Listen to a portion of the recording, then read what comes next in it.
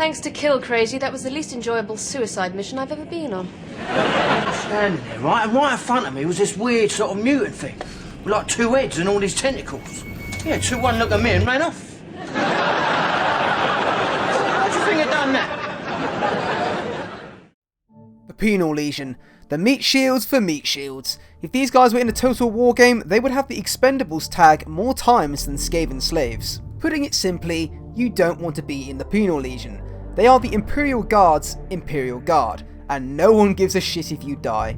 If there's an Astra Militarum force fighting on a planet that needs help, they might attach a Penal Legion force to increase the number of expendable troops they have in that area.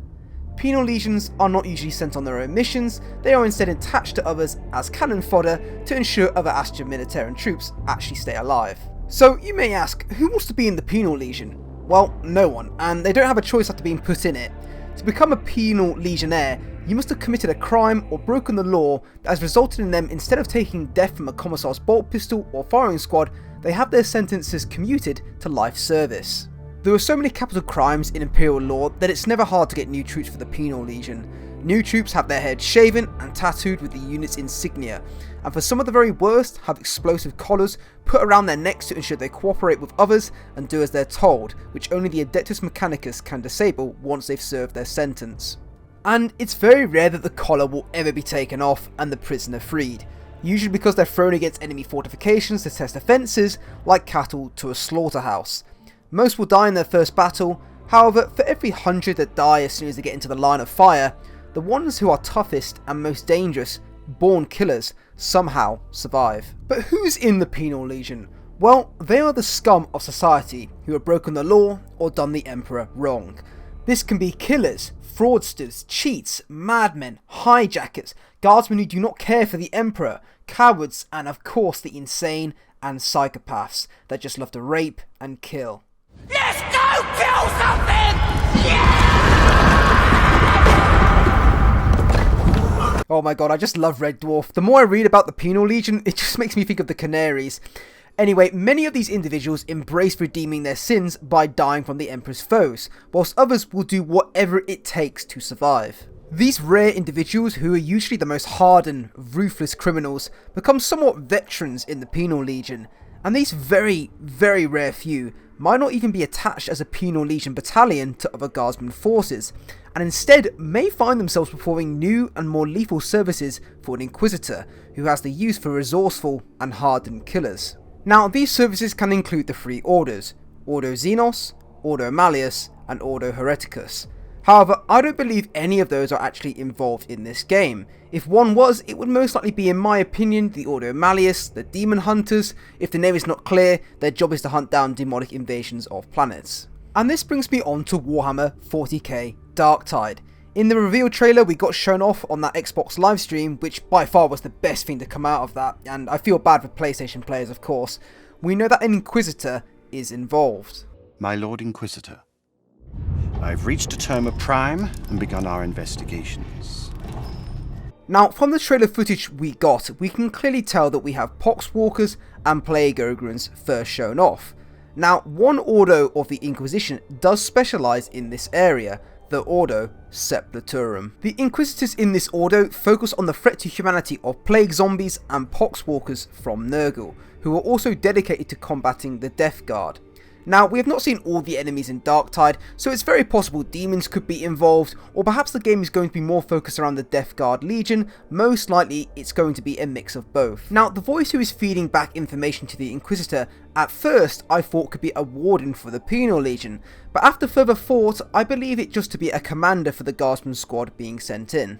Our recon squad has been sent into sub-level 6 of the Hive to determine the full extent of the unrest. The Recon Squad is mainly what this video is about. Is this just the Penal Legion, or is this actually a Guardsman standard squad? Taking a look at the Guardsmen in the trailer a bit more clearly, there are a few things I want to note. First of all, their weapons. The fact that one of them has a plasma gun already makes me want to ask questions. Penal Legion's weapons usually consist of the las carbine, a las gun with a compact upgrade. Normal Penal Legionnaires would not have access to such a powerful weapon, as they're not trusted. Now, this might be purely for a gameplay standpoint, that they need weapons for the game, to have more variation, but still. It is a bit unlikely, but I'll give the benefit of the doubt as this clearly isn't your average job. An Inquisitor needs this doing, therefore these are not your average penal legionnaires, and instead battle-hardened criminals that actually have proved they have uses. However, there is one type of penal legionnaire regiment that does have some resemblance to this guardsman, and that is the Savlar Chemdogs. Now, I'm not going to boggle down into the lore of them, as I will most likely do that in another video, but one thing the Savlar Chemdogs do is steal and loot. They take equipment from other regiments and loot wherever they can find it. They've even been known to strip weapons from vehicles. It's very possible that this plasma gun he found might have been found whilst going through the Underhive, but that is purely speculation. However, Savlar Chemdogs have very distinct looks, with the bald head and their respirator.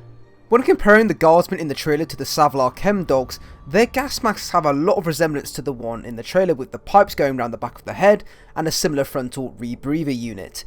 The bald head could be just a coincidence, as all penal legionnaires have their heads shaven, and since the other guardsmen in the trailer are clearly wearing helmets, it's more likely these are not the Chemdogs.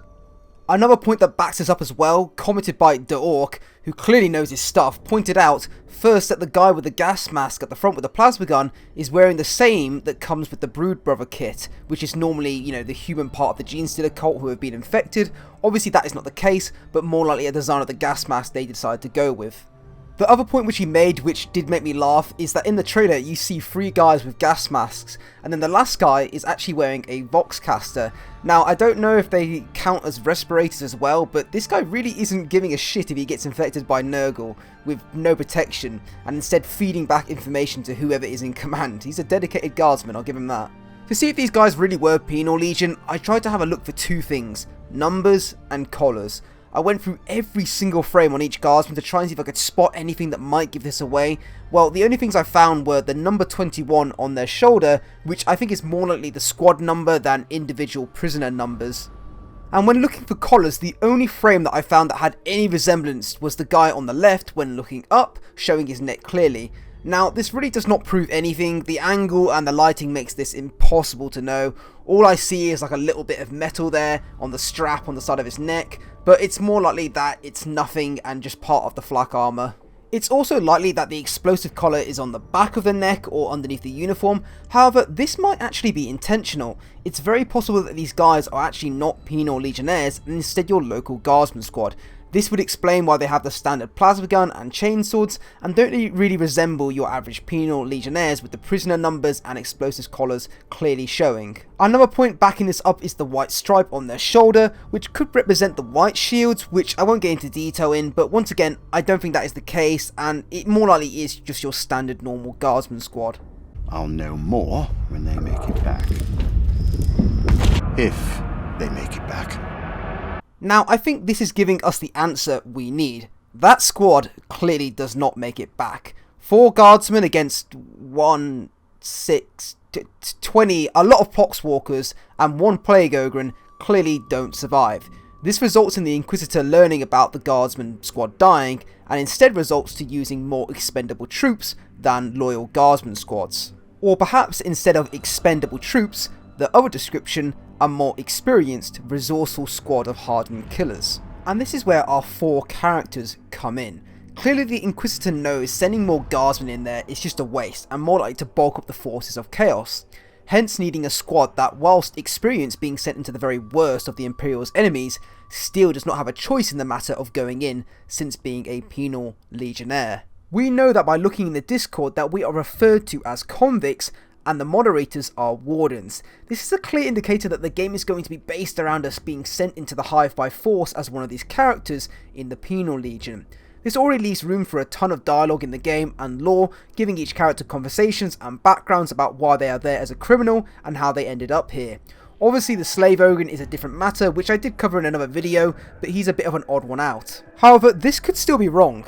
Sometimes Inquisitors do have services for loyal Imperial Guard veterans who are not part of the Penal Legion, who are sent against the ruinous powers of chaos.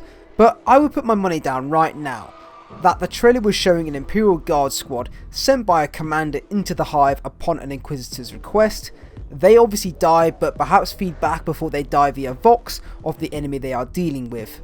The Inquisitor clearly hears this from the command and perhaps has a known squad of experienced killers he or she has used before, and instead of sending in more guardsmen, instead send this group in.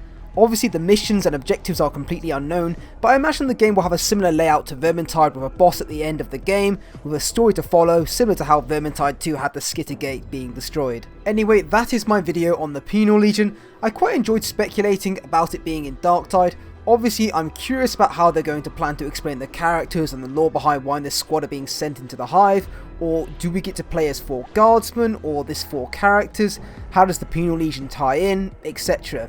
Also, if they ever add DLC characters, they would have to explain how they ended up in the Penal Legion as well, but I imagine Fat Shark might not add too many, as they seem to like keeping the squad to a maximum of 5 and instead extend the careers. My next video will most likely be diving into the enemies of Darktide and what we could be seeing, as this is a massive deal. In Vermintide we had loads of different enemy types, and I'm quite excited to talk about how they might incorporate certain 40k enemies in Darktide and how they might play. Anyway, let me know in the comments what you think. Do you completely disagree with Darktide having anything to do with the Penal Legion, or do you have your own theory? Anyway, thanks for watching, and I'll see you next time. Bye. You know what they say it's supposed to stand for? Convict army, nearly all retarded, inbred evil sheepshaggers.